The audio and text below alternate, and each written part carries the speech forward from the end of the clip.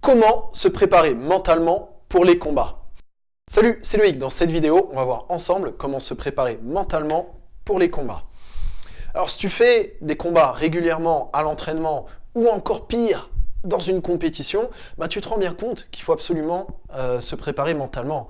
Parce que dans une compétition, il y a pas mal d'inconnus. Tu vois, tu n'es pas toujours dans un endroit que tu connais, tu peux voyager à l'international ou ce genre de choses, donc tu ne maîtrises pas vraiment ton environnement. En plus, tu ne connais pas forcément ton adversaire et tu ne sais pas toujours quand est-ce que tu passes. Tu sais le jour, évidemment, mais pas forcément l'heure à laquelle tu passes. Tu ne maîtrises pas forcément tous ces éléments-là. Ça dépend de la discipline que tu pratiques.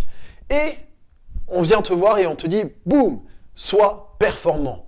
Voire dans certains cas, si tu fais de grosses compétitions, on te dit, fais la meilleure performance de ta vie. C'est chaud, d'accord? Donc, avec tous ces éléments-là qu'on ne maîtrise pas forcément, donc l'environnement, le timing, tout ça, c'est pas toujours évident d'être performant. On est d'accord. Alors, et en plus, moi, c'était pire parce que je faisais du taekwondo. Donc, au taekwondo, tu vois, je passais à l'international. Donc, du coup, il y avait plus de 1000 compétiteurs dans une compète, tu vois, et je les connaissais pas, tu vois, je savais pas contre qui je passais.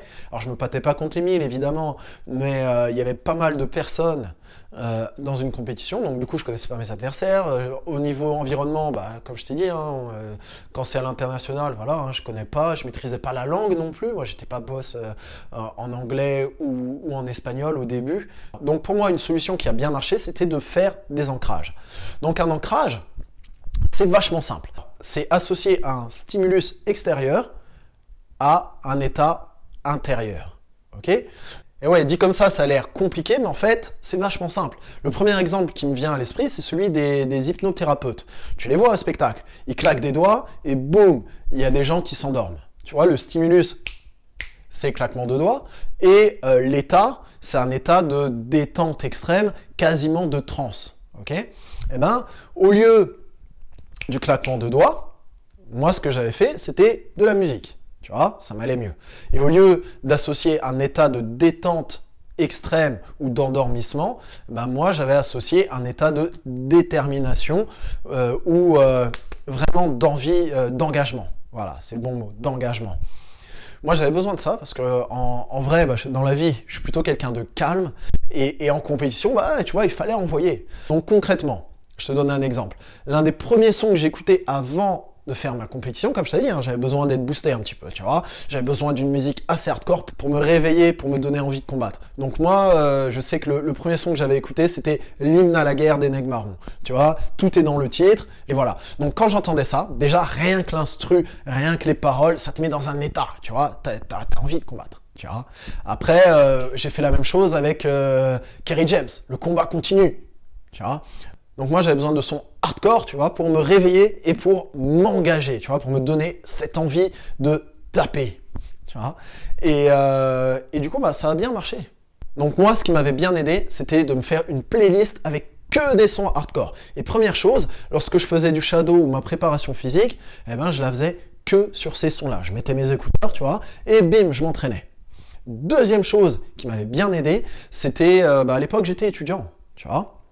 Et de chez moi jusqu'à là où j'allais, il y avait des embouteillages. Il y avait quasiment 1h, 1h15 d'embouteillage. Et donc, à chaque fois que j'étais dans le bus scolaire, je mettais mes écouteurs, je faisais semblant de dormir contre la vitre, tu vois, et je fermais les yeux et je me faisais un clip carrément où je revoyais mes techniques. Je me visualisais en train d'effectuer mes techniques. Et honnêtement, ça m'avait vraiment aidé.